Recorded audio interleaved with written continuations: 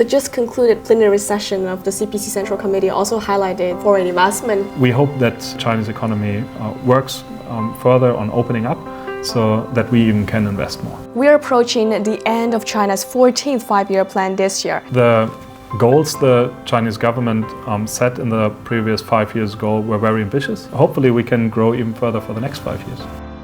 The 20th Central Committee of the Communist Party of China concluded its fourth plenary session in late October in Beijing with a communique issued. It was stated that China will promote high-standard opening up and create new horizons for mutually beneficial cooperation. There are no German companies leaving. China's 15th five-year plan, which starts next year, seeks to balance economic modernization with environmental protection. And that's also what foreign invested firms have been paying very close attention to right now. To find out more about what German firms are looking for in this market, I sat down with Maximilian Butek, Executive Director of German Chamber of Commerce in China. Mr. Butek, great to have you with us on Shanghai Eye. Thanks for being here. Have you witnessed any new trends in ESG development among German firms in China? Yeah, I think German companies are so engaged now, not only taking care of ESG, but really building all the topics around together with their Chinese partners. There's so much innovation going on. I spoke with so many German companies who really said we are working with our suppliers here, but also with Chinese innovative technology providers who help us in the field of ESG. And I think this is really a good cooperation to showcase that cooperation can be also very fruitful for the improvement of the world. Are German firms now more confident in doing business in China? There is a lot of concerns, of course, about the global environment and geopolitics, right?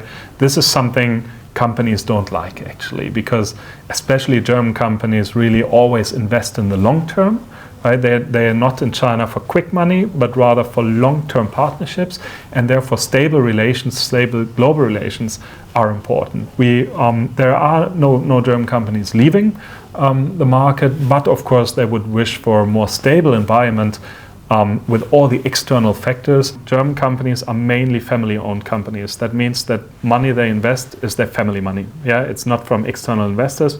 Therefore, they always have to think in a longer time span.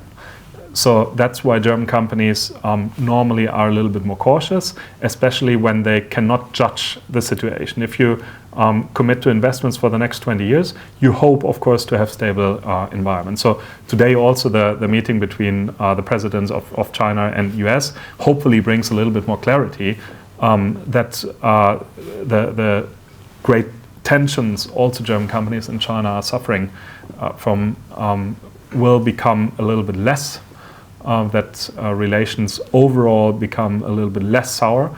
So, and therefore German companies can also be more confident. But we are very confident when it comes to the Chinese market. There are almost no companies withdrawing from the market, and the investments happening here are for their competitiveness, and they are investing to stay in China. We are approaching the end of China's 14th five-year plan this year.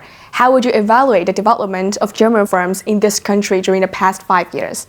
The goals the Chinese government set in the previous 5 years goal were very ambitious.